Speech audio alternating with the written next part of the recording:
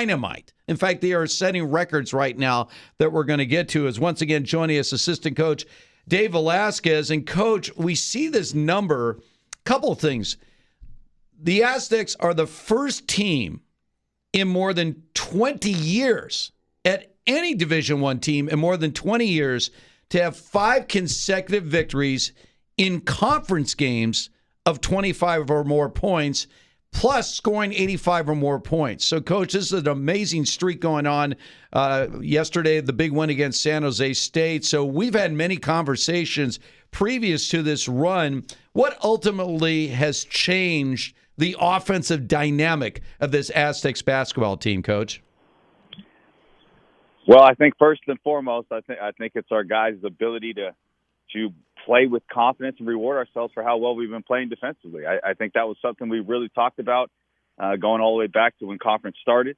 We look back at that Utah State game in Game 1 where I think we had 45 points and just never played downhill. We did not take advantage of situations. And I just think we had to change our mindset, our mentality. Our guys have done a great job of every day continuing to get better offensively. And again, this group, and this goes all the way back, and since we started talking about this team, I mean, this team has really, really put in the time just away from the practice floor. And they love basketball. They love to get better. They love to get shots up in the Jam Center. Obviously, with COVID and all the protocols, we can't get in there as much as we like, but we're still in there almost every single morning. And we then go to practice late in the afternoon. I mean, they get in there, they get shots up, they go full speed.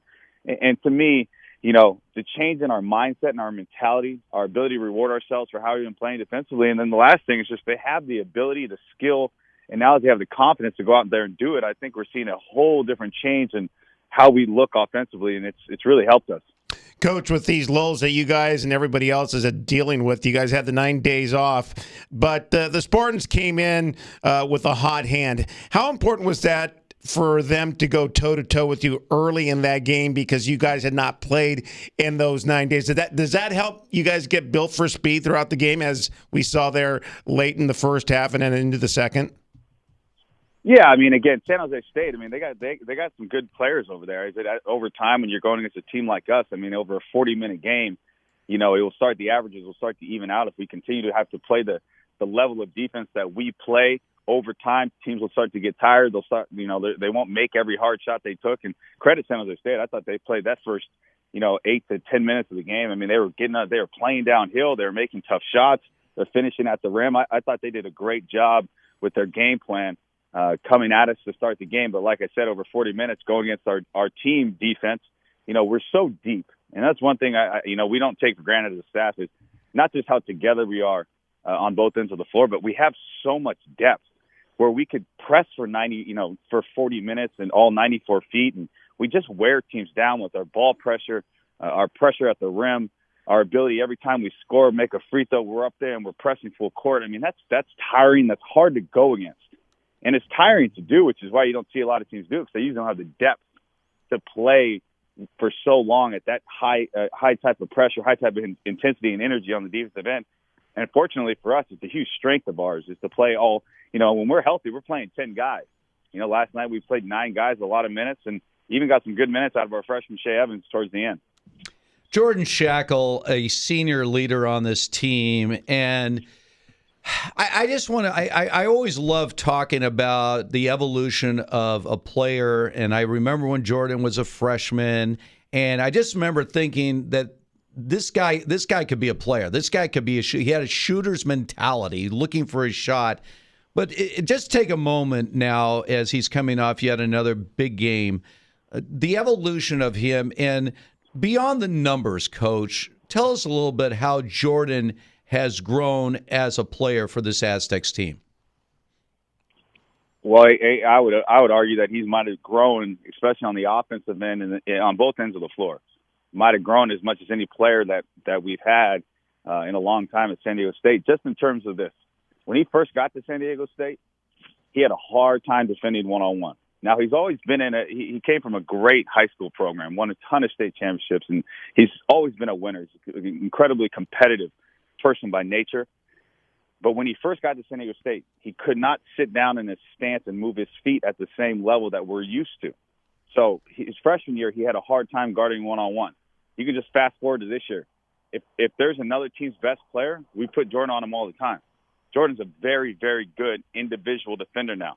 Like I said, always been a great team defender, but over the years has turned into a great individual defender on the perimeter and in the post. You know, you talk about offensively, always been a catch-shoot guy. Never been a guy to put the ball on the ground more than one or two dribbles and finish at the rim. Not that he couldn't do it, just never really had the confidence to do it, didn't do it a lot.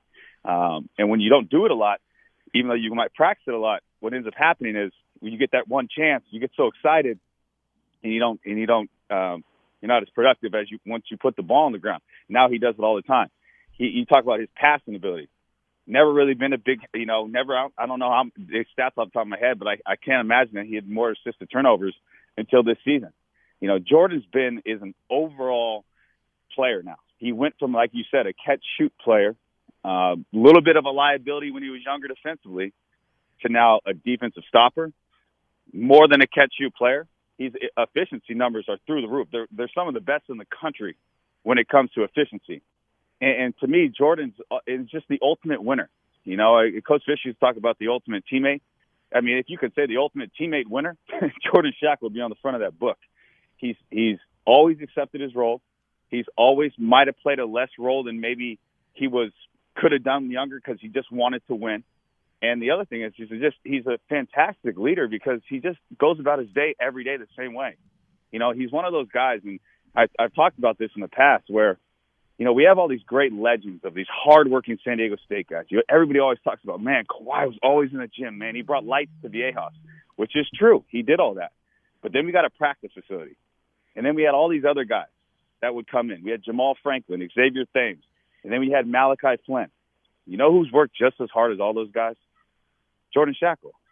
And he's been doing that since the day he stepped on campus 4 years ago. And it's so fun and it's so great to see hard work really, truly paying off. You know, Jordan's line that he stays with all the time, the grind never lies. I mean, and it's so true to see. And I'm so happy for him. And I know his teammates are so happy for him.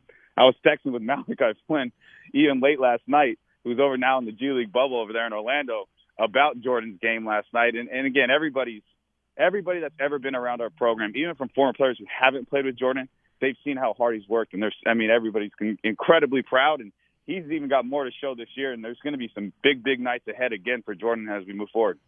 San Diego State assistant Dave Velasquez with us here on the morning show. Coach, the threes weren't as prevalent as we have seen in the past, but once again, we talked about how much you won by. But the one thing I liked was the ball distribution, you guys slowing it down and playing underneath the basket. But with that being said, you know, you have Matt Mitchell, who is dealing with the ankle injury. But to me, the one consistent, you guys are just a different team when you have AG on the court. I mean, he could do it on both ends, but he as you talk about that defense, I mean, he plays such a big part of that with like the other guys. But to me, that's just a different team when he's on the hardwood. Oh, there's no question. You know, again, I think that you guys, and I should have mentioned this earlier, you guys talk about the change in our offense. Well, a huge change in our offense that we've really been trying to preach at practice, and our guys have really bought in is, you know, there's going to be nights we don't make every shot we take. You know, we're shooting an outstanding percentage from three, and we will continue to shoot a pretty good percentage. We have great shooters. But there's going to be nights where we don't make shots. And you know what? Last night was one of them. We're 6 for 27 from three. But we get 25 offensive rebounds. Mm-hmm. We weren't getting those early in the season. And those type of putbacks and those easy baskets, and Aguaka checks into the game, and I think he gets 4 offensive rebounds in a 4-minute stint in the first half. I mean, just an incredible run that he just a type of energy that creates more possessions, creates more opportunities for our shooters, gets a lot more chances for easy baskets around the rim. I mean, Keyshawn Johnson comes in second half. He has that great dunk that will, you know, it was awesome. I'm so happy for him. The dunk we're way more excited as a staff, though, is the tip dunk. You know, he runs in from the corner. He starts to wedge his guy under the basket, and he leaves vertically, you know, and tips it right off the rim. I mean, and dunks it. I mean, to me, those possessions are huge. You can go back to games that, you know, we unfortunately didn't get done early in the season, and the one I'm talking about is BYU. I mean, we had so many good shots and shots that should have gone in. Went in earlier in the year. We didn't make them, but we never gave ourselves the chance for second chance opportunities. When you get second chance opportunities, it just helps in so many different ways. Maybe that shooter, that shot felt really good. He didn't make it. But if you can get him one right away with an offensive rebound, man, our chances go through the roof in terms of making that second shot. So, again, we've had an incredible growth in that area. And it does start with, not just Matt Mitchell, but Booker Open and Keshad Johnson have done a fantastic job of hitting the offensive glass. Well, you mentioned Matt Mitchell obviously did not play last night. Do we expect to see him back in action tomorrow?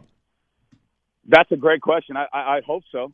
I really do. I'd hope so. He rolled his ankle at practice, hurt pretty bad at the time, and then he was able to kind of walk it off. He's been getting treatment. He's continuing to get treatment. But, again, it's one of those things for Matt Mitchell, with the knee, and now this ankle's on a different, leg. It's on the other foot. It's one of those, we need him to be 100% healthy. We need his mentals to be right. And, again, we have a huge, huge stretch run to finish here in the conference, leading to the conference tournament and hopefully March Madness, that we need Matt Mitchell as healthy as we can absolutely have him. So we hope to have him back tomorrow. But if we don't, we expect another great team effort out of our team. And, again, the Aztecs, the first Division I team in more than 20 years to have won 5 consecutive conference games by at least 25 points. They'll be back in action tomorrow against San Jose. Coach, continue the roll. That's all we can say. Yep. Good luck to the Aztecs out there. We like what we see. I know you do as well. Appreciate you guys, and go Aztecs. All right, there we go. Dave Velasquez joining us right there.